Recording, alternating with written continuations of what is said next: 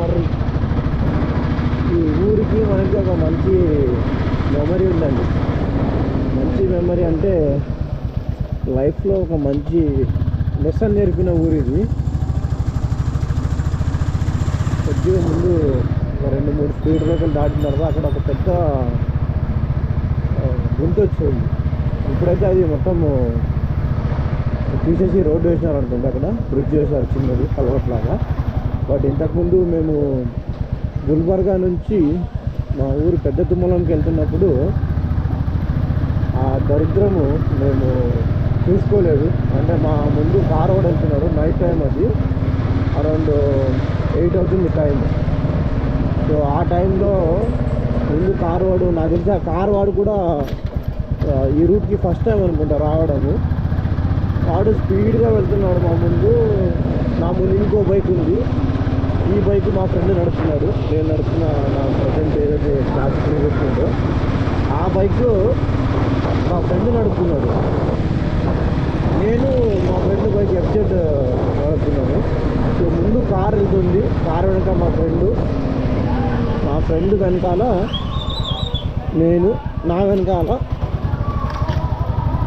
మా హరి హంటర్ వేసుకుని వస్తున్నాడు. ఈ 3 బైక్స్ వెళ్తున్నాం మేము. So all of the sudden ఇక్కడ మీకు ఈ స్పీడ్ బ్రేక్ని దాటిన తర్వాతనే ఆల్ ఆఫ్ ద సడన్ నాకు తెలిసి ఇక్కడ ఈ ఇక్కడనే ఒక్కసారిగా మా ముందు వెళ్తున్నాడు, 60-70లో వెళ్తున్నాడు కార్ వాడు. సడన్గా బ్రేక్ వేసి ఒక్కసారిగా బ్రేక్ వేసిండు. ఆ గుంట నుంచి చాలా పెద్ద గుంట, ఈడికెళ్ళి వేసింది రోడ్డు. ఇదే ఇక్కడే పడింది. మేము ఇది బ్రిడ్జ్ చేసింది ఇట్లా. అయితే ఒక్కసారిగా వాడు బ్రేక్ వేసేసరికి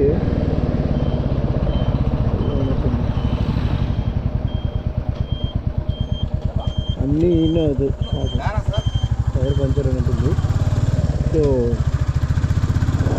ఆ బ్రేక్ వేసేసిండు. మా వాడిని ఎక్కడ గుద్దుతానని కలిసి వాడు బ్రేక్ వేసేసిండు.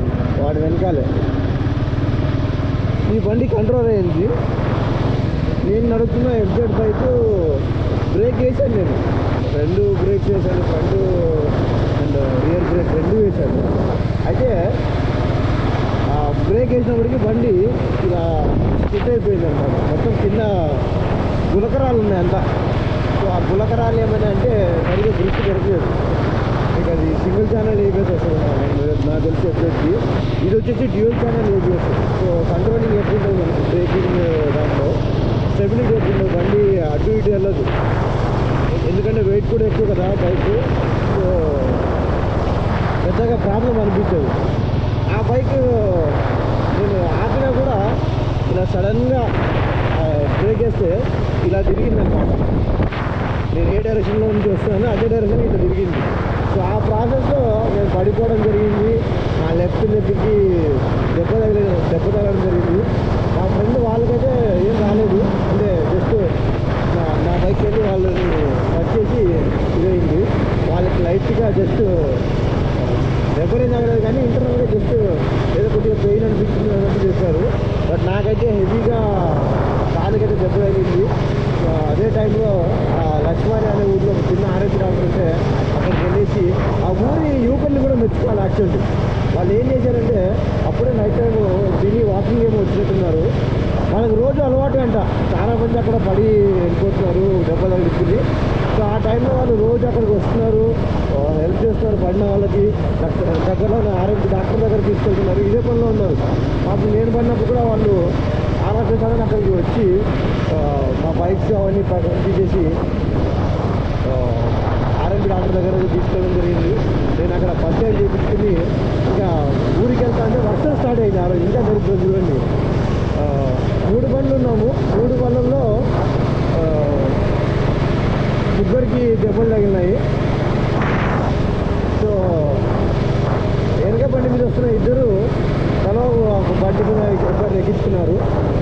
ఇంకొకరు మిగిలిపోతున్నారు. 4 దెబ్బలు తగిలినాయి, 3 కాదు. నేను, మా బావ, ఇంకా 2 మా ఫ్రెండ్స్.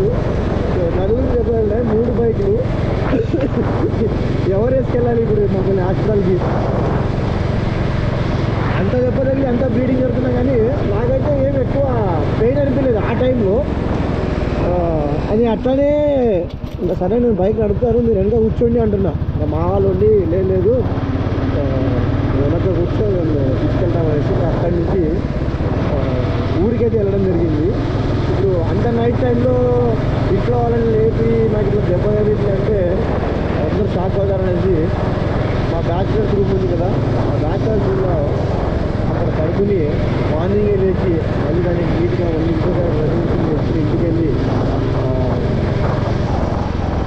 ఏమంటారు అక్కడ నుంచి బ్రేక్ఫాస్ట్ చేసుకుని చక్కగా అయితే ఆదోన్లో ఉన్న కామవరం నరేష్ హాస్పిటల్ ఉంది కదా అక్కడికైతే వెళ్ళాము. వెళ్ళి సార్ని కూడా చాలా అప్రిషియేట్ చేయాలి. యాక్చువల్లీ వెళ్ళగానే ఫస్ట్ మమ్మల్ని ట్రీట్మెంట్ చేసి మేము ఎప్పుడు వెళ్ళినా కానీ చాలా పాజిటివ్గా మాట్లాడి చాలా మంచిగా ట్రీట్ చేసేవాళ్ళు. చాలామంది ఆదోన్లో ఏదైనా ఇట్లా ఎముకలకి రిలేటెడ్ ఇష్యూస్ ఏమైనా దెబ్బలు తగిలినాయంటే నార్మల్గా అందరూ ఒకే డాక్టర్ దగ్గరికి వెళ్తారు. నేను ఆ పేరు చెప్పాలనుకోవట్లేదు, బట్ అక్కడ చాలా రష్ ఉంటుంది. ప్రజెంట్ అయితే మనం మాధవరంలో ఉన్నాం. మాధవరం రష్ ఎక్కువ ఉంటుంది అక్కడ. బట్ ఈ సార్ దగ్గర అయితే వెళ్తే మనం ముందే టోకెన్ తీసుకుని వెళ్ళామనుకో నీట్గా ట్రీట్ చేస్తారు. ఎవరైనా ఇస్తుంటే మనకు ఎక్స్ప్లెయిన్ చేస్తారు ఏం చేయాలి ఏం చేయకూడదు అనేసి చాలా మంచిగా.